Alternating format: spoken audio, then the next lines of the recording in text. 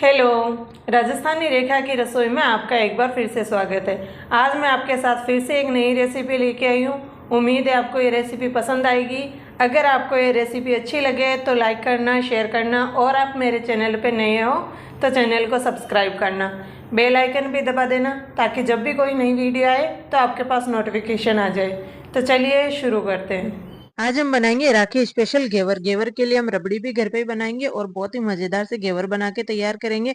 तो आप भी अगर घर पे घेवर बनाना चाहते हैं तो आप इस रेसिपी को लास्ट तक जरूर देखिएगा और मुझे कमेंट करके जरूर बताना कि आपके घेवर कैसे बने। तो सबसे पहले हम रबड़ी बना के तैयार कर लेते हैं। तो मैंने यहाँ पे एक कढ़ाई में थोड़ा सा पानी डाल दिया ताकि इससे दूध हमारा तले में लगेगा नहीं। और उसके बाद मैंने यहाँ पे 1.5 लीटर दूध डाल दिया फुल क्रीम, जैसे कि जो हमारी मलाई है ना वो एकदम लच्छेदार बनेगी। गैस की फ्लेम मैंने हाई रखी है और हाई फ्लेम पे हम इस रबड़ी को बना के तैयार कर लेंगे।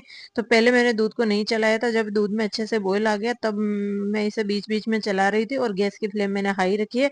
और हाई फ्लेम पे हमें दूध को अच्छे से गाढ़ा कर लेना है जब तक कि वो 1/3 जितना नहीं रह जाता। और आप यहाँ पे देख सकते हैं कि दूध हमारा अच्छे से गाढ़ा हो चुका है। तो अब हम इसमें डाल देंगे चीनी। मैंने यहाँ पे 3 चम्मच के करीब चीनी डाली। आपको जितना मीठा पसंद है आप उस हिसाब से चीनी डाल सकते हैं। साथ ही आधा चम्मच मैंने इलायची पाउडर डाल दिया और इसे कर देंगे अच्छे से मिक्स। और चीनी डालने के बाद हमें इसे 2 से 3 मिनट के लिए और पका लेना है। और यहाँ पे आप देख सकते हैं कि एकदम मजेदार सी हमारी लच्छेदार रबड़ी बनके तैयार हो गई है। आप इस रबड़ी को ऐसे भी इंजॉय कर सकते हैं और मैं इस रबड़ी को यूज करूंगी घेवर के ऊपर। तो यहाँ पे आप देख सकते हैं रबड़ी हमारी बनके तैयार हो चुकी है। तो इसे मैंने एक बर्तन में निकाल दिया ठंडा होने के लिए। और इसे जब ये हल्की सी ठंडी हो जाएगी तब हम इसे फ्रिज में रख देंगे।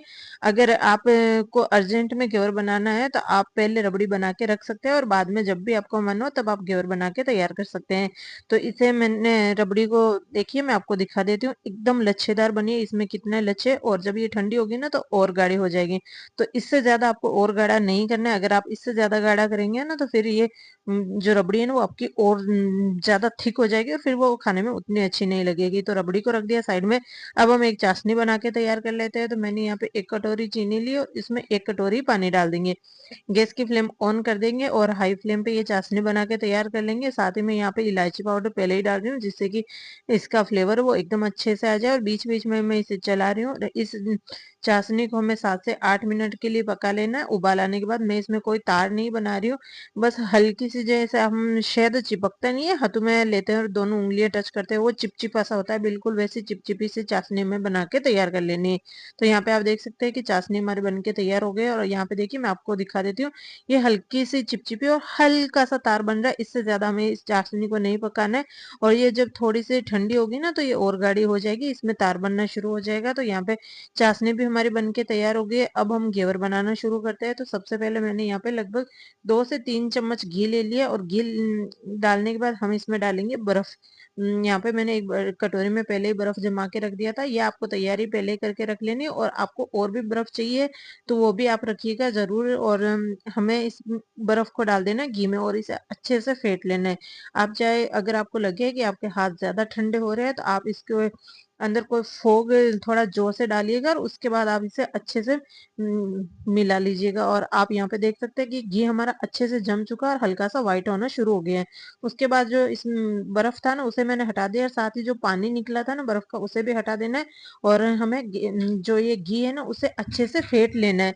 तो यहाँ पे आप देख सकते हैं कि घी हमारा एकदम क्रीम के जैसे हो गया है, जैसे बटर नहीं होता उस के जैसा हो गया है। तो घी हमारा तैयार है। अब हम इसमें डालेंगे मैदा। तो मैं यहाँ पे 1 कटोरी मैदा से ये घेवर बना के तैयार करूंगी जिससे कि हमारे 4 से 5 घेवर बन के तैयार हो जाएंगे। तो यहाँ पे आप देख सकते हैं मैंने 1 कटोरी मैदा लिया है। तो मैदा मैं इसमें डाल रही हूँ और उसके बाद हम उसी कटोरी से 1 कटोरी हम इसमें दूध डालेंगे, लेकिन दूध पूरा एक साथ नहीं डालना है, थोड़ा थोड़ा करते हुए डालेंगे।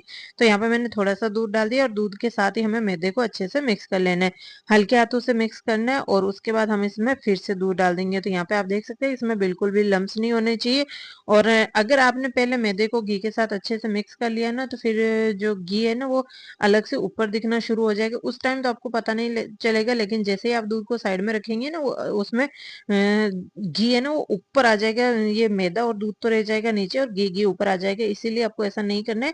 आप साथ मैदा और दूध साथ में डाल दीजिएगा। और ये आपको जरूर ध्यान रखना है कि दूध हमारा ठंडा होना चाहिए, गर्म नहीं होना चाहिए यहाँ। और पहले से उबाला हुआ होना चाहिए। तो यहाँ पे मैंने दूध को पहले से उबाल के फ्रिज में रख दिया था और उसके बाद ठंडा ठंडा दूध यूज किया। 2 से 3 बार मैं थोड़ा-थोड़ा करते हुए मैंने यहाँ पे पूरा दूध इसमें डाल दिया और उसके बाद हम इसमें डाल देंगे पानी। तो मैंने यहाँ पे 1 कटोरी मैदा लिया था, उसमें 1 कटोरी दूध डाल दिया और अब हम इसमें 2 कटोरी के करीब पानी डाल देंगे। पानी भी आपको ध्यान रखना है कि एकदम ठंडा डालना है। तो यहाँ पे देखिए मैंने पहले ही माप करके इसको एक बोतल में भर के रख दिया था पानी को, और वो फ्रिज में अच्छे से ठंडा होने के लिए, और 2 कटोरी के करीब मैंने यहाँ पे पानी डाल दिया और इसे हमें हाथों से अच्छे से मिक्स कर लेना है। ये हमारा बैटर बन के तैयार हो गया। आप इसे सीधा चाहे तो डायरेक्ट छान के तैयार कर सकते हैं, और अगर आपको लगे कि इसके ऊपर घी आ गया, यहाँ पे आप देख सकते हैं कि मैंने इसे हाथों से अच्छे से मिक्स किया, लेकिन फिर भी इसके ऊपर हल्के से लम्स बन रहे हैं, तो इसे मैं मिक्सी के जार में ट्रांसफर कर दूंगी और इसे 2 से 3 सेकंड के लिए अच्छे से ब्लेंड कर देंगे, जिससे कि ये जो दूध और जो मैदा है और घी है ना, वो सारे अच्छे से एक बार में ब्लेंड हो जाए। ये इसमें बिल्कुल ऑप्शनल है। अगर आपको लगे कि इसके ऊपर घी नहीं आ रहा है तो आप इसे तरह से मिक्सी के जार में डाल के चलाना स्किप कर सकते हैं। मैं यहाँ पे कुछ काम में लग गई थी और ये हल्का सा इसके ऊपर घी अलग होना शुरू हो गया है, इसीलिए मैं इसे मिक्सी के जार में डाल के अच्छे से एक बार ब्लेंड कर लूंगी। 2 से 3 सेकंड के लिए आप 1 से 2 बार मिक्सी को चला लीजिएगा, अच्छे से ये ब्लेंड हो जाएगा। और यहाँ पे आप देख सकते हैं कि इस तरह से घी इसके ऊपर नहीं आना चाहिए। अगर आ गया है तो भी ये मिक्सचर हमारा खराब नहीं हुआ। इसे आप मिक्सी के जार में डाल के एक बार अच्छे से ब्लेंड कर लीजिएगा। और अब आप यहाँ पे देख सकते हैं कि घी इसमें पूरा अच्छे से मिक्स हो चुका है और ये मिश्रण भी हमारा एकदम परफेक्ट है और इसमें कोई भी लम्स नहीं है। फिर भी आप एक बार छान जरूर लीजिएगा, ताकि मैदे की अगर कुछ गांठें वगैरह रह जाए तो वो भी निकल जाए। उसके बाद आप एक कोई बड़ा बर्तन ले लीजिएगा, उसमें आप ठंडा पानी और साथ ही बर्फ डाल दीजिएगा, और उसमें हमें इस बैटर को रख देना आधे घंटे के लिए फ्रिज में रख दीजिएगा, ताकि ये बैटर है वो हमारा बिल्कुल भी गर्म ना हो। और जब ये गर्म नहीं होगा तो इसमें से घी अलग भी नहीं होगा। और जब तक बैटर को रखे हुए लगभग 15 से 20 मिनट हो गए, यहाँ पे साइड में मैंने घी गर्म होने के लिए रख दिया। आप चाहे तो घेवर को घी में बना सकते हैं या फिर आप रिफाइंड ऑयल में बना सकते हैं। मैं यहाँ पे इनको घी में बना रही हूँ, तो मैंने यहाँ पे घी गर्म होने के लिए रख दिया और बैटर को भी मैंने बाहर निकाल लिया। यहाँ पे आप देख सकते हैं कि इसमें से घी अब भी अलग नहीं हो रहा है, और इसे मैंने एक बार अच्छे से मिक्स कर लिया। उसके बाद मैंने यहाँ पे एक नींबू का रस निकाल के उसे छान के डाल दिया। ये आपको ध्यान रखना है कि आपको नींबू को डायरेक्ट इसमें नहीं निचोड़ना है, नहीं तो नींबू के जो रेसे वगैरह होते हैं या फिर बीज वगैरह होते हैं तो वो इसमें आ जाएंगे, इसीलिए आप नींबू का रस छान के डालिएगा। नींबू का रस डाल के अच्छे से एक बार मिक्स कर लिया, और यहाँ पे मैं घी को चेक कर ले रही हूँ। तो यहाँ पे आप देख सकते हैं थोड़ा सा मैंने घी डाला, वो कैसे ये जो बैटर डाला ना वो कैसे फैल रहा है घी में। तो घी हमारा एकदम परफेक्ट गर्म है। गैस की फ्लेम हमें हाई रखनी है और थोड़ा थोड़ा करते हुए बैटर हमें इसमें डालना है। यहाँ पे आप देख सकते हैं कि बिल्कुल एक एक बूंद जैसे बिल्कुल पतली सी धार नहीं होती, वैसे उसी तरह से हमें इसमें बैटर डालना है। एक बार के लिए थोड़ा सा बैटर डालेंगे, फिर रुकेंगे, जब हल्के से जाग कम हो जाएंगे तब हम इसमें फिर से बैटर डालते जाएंगे। और आप कोई भी नाइफ या फिर आप लकड़ी का बेलन वगैरह कुछ ले लीजिएगा, जिससे कि आप इसके अंदर बीच में होल करते रहेंगे। आप फर्स्ट टाइम बनाएंगे तो आपको थोड़ा सा लगेगा कि बनेंगे नहीं, लेकिन आप प्रैक्टिस करेंगे ना, पहला घेवर तो हो सकता है आपका खराब हो जाए, लेकिन दूसरा से तीसरा घेवर आपका एकदम परफेक्ट बनेगा। और यहाँ पे आप देख सकते हैं मैं इसमें बीच में से ऐसे होल कर रही हूँ और थोड़ा थोड़ा करते हुए बेटर डाल रही हूँ। और अगर आपको लगे कि आपको चम्मच से समझ में नहीं आ रहा तो आप कोई बोतल ले लीजिए, उसके ढक्कन के ऊपर नाइफ से छेद कर लीजिएगा और उसमें आप बेटर भर लीजिएगा, और उसके बाद आप थोड़ा थोड़ा करते हुए इसमें आपको बेटर डालना है। और यहाँ पे आपको ध्यान रखना है कि बेटर आपको बीच में ही डालना है।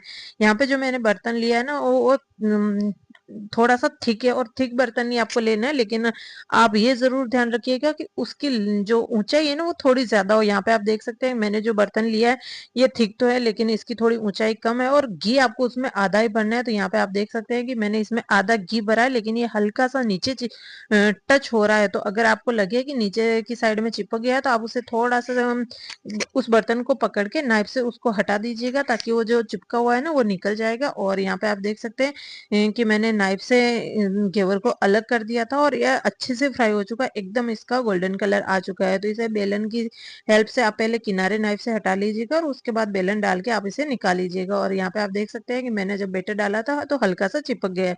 तो अगर ऐसे चिपके तो भी आपको कोई घबराने की जरूरत नहीं है, आपका घेवर एकदम परफेक्ट बनेगा। और यहाँ पे आप देख सकते हैं मैंने एक घेवर निकालने के बाद उसी तरह से मैं दूसरा घेवर का भी बेटर डाल रही हूँ। थोड़ा थोड़ा करते हुए हमें बेटर डालना है, और जब जाग हल्के से कम हो जाएंगे ना, तब आपको इस तरह से ऐसा बीच में से थोड़ा सा होल कर देना है। और इसी तरह से हमें घेवर बना के तैयार कर लेना है। मैंने यहाँ पे जो बर्तन यूज किया उसकी हाइट कम है। अगर आपके पास अवेलेबल हो तो आप बड़ी हाइट का बर्तन लीजिएगा, और वो थिक होना चाहिए। और अगर आपने कोई भी बर्तन ऐसा लिया है जो कि पतला है, तो उसमें जो आपका घेवर है ना वो साइड से जल जाएगा, और उसका जो आपका घेवर है ना वो एकदम परफेक्ट नहीं बनेगा। तो यहाँ पे आप देख सकते हैं मैं इसमें बीच में होल कर रही हूँ, लेकिन यहाँ पे घी की ऊंचाई थोड़ी कम है, तो यहाँ पे हल्का सा बेटर इसमें नीचे लगेगा, लेकिन आपका घेवर एकदम परफेक्ट बनेगा। और जब आपको लगे कि घेवर का इसकी थिकनेस अच्छे से आ चुकी है, उसके बाद आप नाइफ से इसके किनारों से हटा दीजिएगा, और घेवर को हल्का सा डिप कर दीजिएगा घी में, ताकि वो अच्छे से फ्राई हो जाए। और यहाँ पे आप देख सकते हैं कि दूसरा घेवर भी हमारा अच्छे से फ्राई हो चुका है, तो इसे भी हम निकाल लेंगे। और यहाँ पे जो हलवाई वगैरह होते हैं ना, वो घेवर का मोल्ड यूज करते हैं, तो उसमें बनाते हैं। अगर आपके पास मोल्ड नहीं है तो आप ऐसे जो चाय वगैरह के लिए जो पतीला यूज करते हैं ना, उसमें भी आप बना सकते हैं। तो 2 घेवर मैंने यहाँ पे बना के तैयार कर लिया, और इसी तरह से हम बाकी के सारे घेवर बना के तैयार कर लेंगे। तो यहाँ पे आप देख सकते हैं कि मैं तीसरा घेवर भी बना रही हूँ, और इसमें आपको घी ज्यादा नहीं लगेगा, और जो ये घी बचेगा ना उससे भी आप पराठे या पूरी वगैरह बनाने में यूज कर सकते हैं। उसमें आपको टेस्ट में बिल्कुल पता नहीं चलेगा। और यहाँ पे आप देख सकते हैं कि इसी तरह से मैंने 3 घेवर बना के तैयार कर लिए। और इन घेवर को हम रख देते हैं साइड में। अगर आप ज्यादा क्वांटिटी में बना रहे हैं तो आप कोई जाली वगैरह ले लीजिएगा, और उसके ऊपर आप घेवर रखिएगा, ताकि उसमें जो एक्स्ट्रा घी है वो निकल जाए। उसके बाद यहाँ पे मैंने एक प्लेट में इनको रख दिया, और जो चाशनी हमने बना के तैयार की थी ना वो हम इसमें डाल देंगे। यहाँ पे मैंने तीनों घेवर को एक के ऊपर एक रखा है, ताकि जो चाशनी एक घेवर से एक्स्ट्रा निकलेगी ना वो दूसरे में चली जाएगी, और दूसरे से जो एक्स्ट्रा निकलेगी वो तीसरे में चली जाएगी।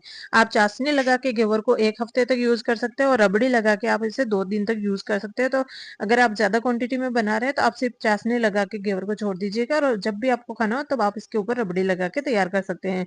तो यहाँ पे मैंने 3 घेवर में तो चाशनी लगा के तैयार कर ली, और एक घेवर में अभी खाने के लिए यूज करूंगी, इसीलिए मैं इसके ऊपर रबड़ी लगा के तैयार कर रही हूँ।